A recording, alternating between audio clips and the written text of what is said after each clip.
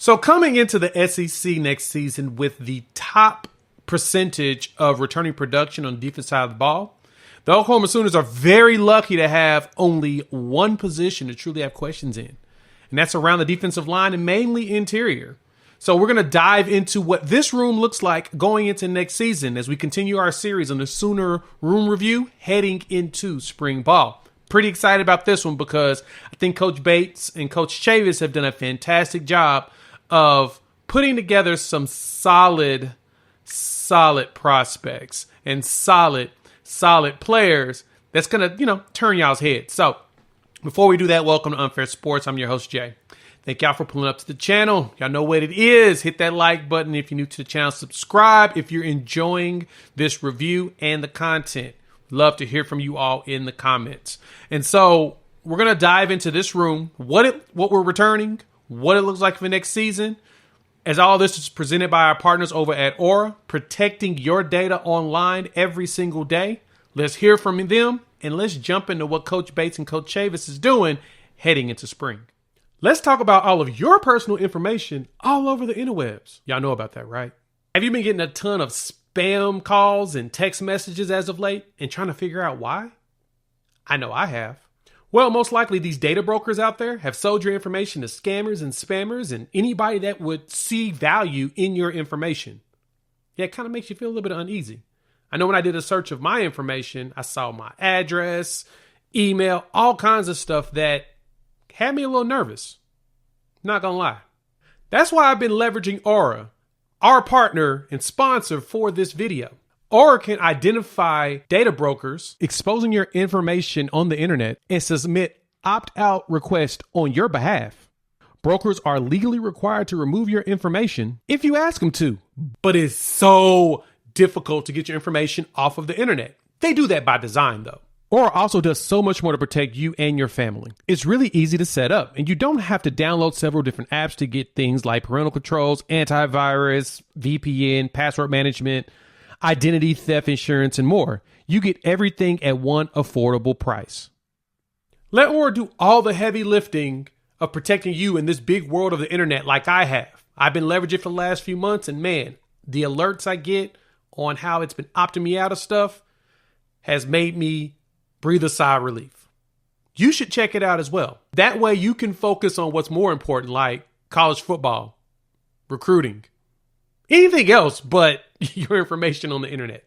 Check out my site, www.aura.com/unfairsports. You can check out the link in the description below or the QR code here on the screen. Let them know that I sent you. So I'm going to be honest, every time I look at the defensive line makeup, I get more and more giddy because there's so many options that we have here. And we have to ask ourselves, what are we going to look like going into next season, right?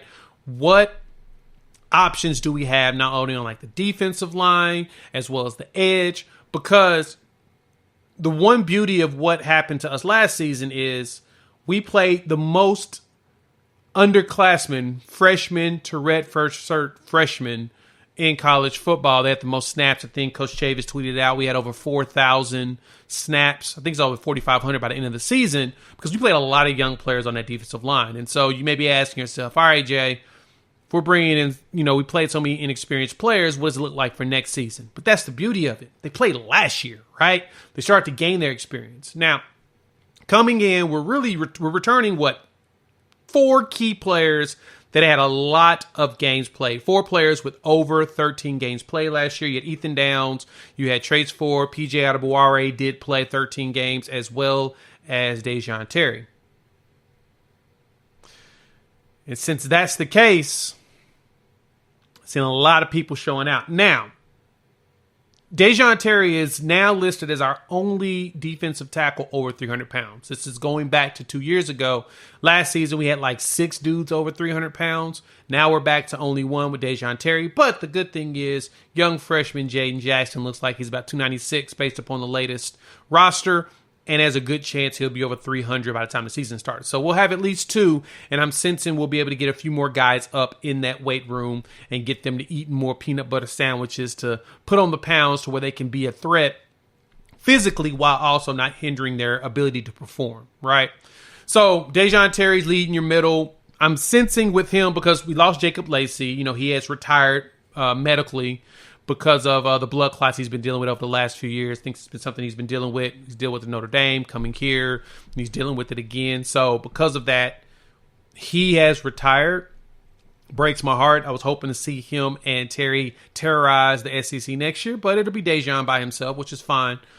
But I think Grayson Halton is going to be one to keep your eyes out on as someone to rotate with Terry, as well as even next to him at the 3 technique.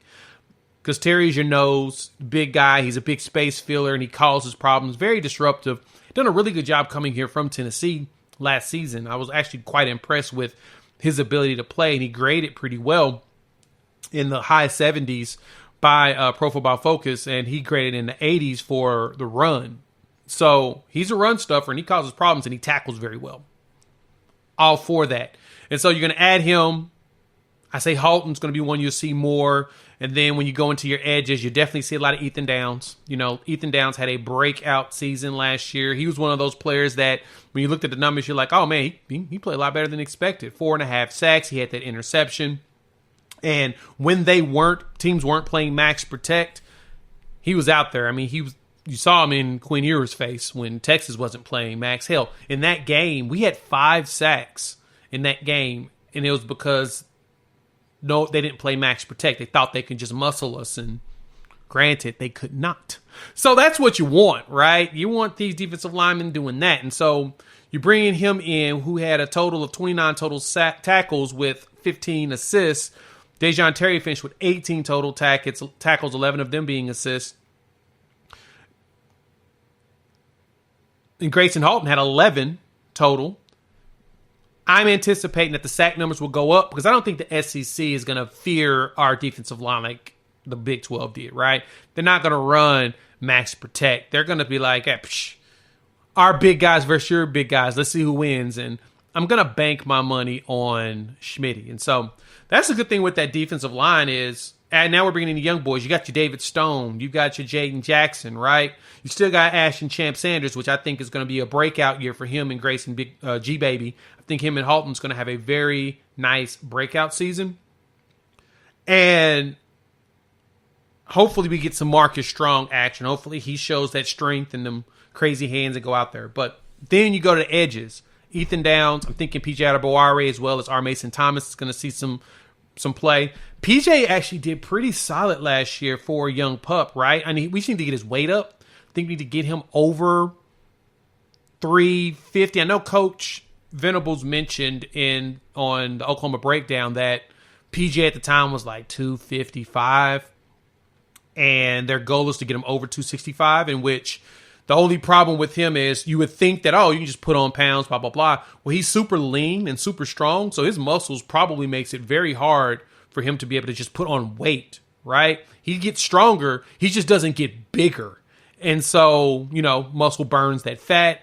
Him being super lean, it's going to be tough, but I think they'll find a way to get him at the 265 by the time the season starts and still maintain that speed, 4.5-ish speed that he has. I mean, his brother was almost 300. I think he's like 280, 290 when he was in the combine from Northwestern last year. And he ran like I think he ran a 4.59 40, which is terrifying to see a dude almost 300 pounds run a 4.6 and chase you.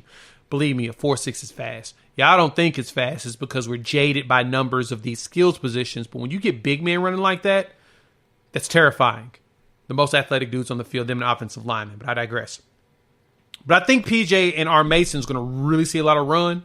If I was to name freshmen that I expect to see some burn, I anticipate some burn from Jaden Jackson, David Stone. I expect them to get some run.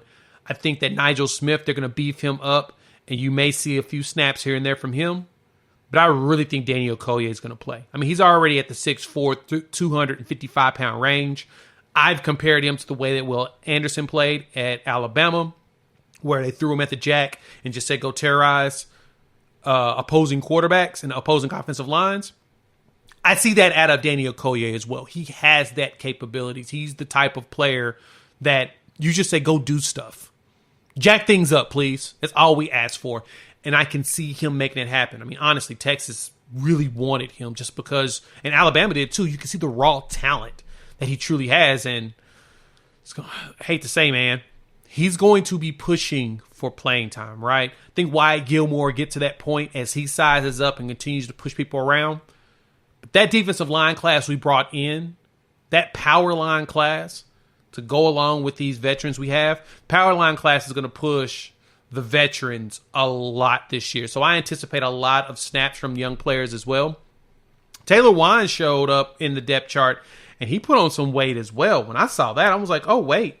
We got Taylor Wine out of Nashville, Tennessee, playing at 257 pounds now. So you got him at 6'4", 257. You got Danielle Collier at 6'4", 255. Them edges are going to get big.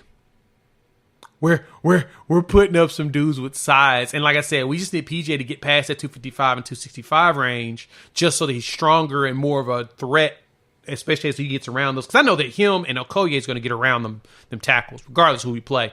They have that speed and that agility to do it. We just got to make sure we built them in the right range. And so Ty Bates has some work to do in making sure his defensive line are big boys and making sure that they can bust through the seams. But I don't think we'll run into a problem. The defensive line is probably the room of all rooms I have the most questions on and who's really going to play, because I think we have enough talent to where we're going to see some of the young players and they're going to spread them out as far as snaps. Not exhaust everybody too much, try to keep fresh legs in there, but also make sure those guys got the technique needed to be impactful. So that's my thoughts on the defensive line. Hop in the comments, let your boy know how y'all feeling about what Bates and Chavis is doing. Who do y'all see getting early run? I would love to hear from you all in the comments. If you've made it this far, you like the content, please hit that like button. If you're new to the channel, subscribe. Love for y'all to join this family of OU and college football and SEC fans as we talking a lot of ball here and having a blast doing it. So check out the playlist over there on the Sooner Rooms to see all the other videos. And, of course, another video for that to enjoy. We'll talk soon. Peace.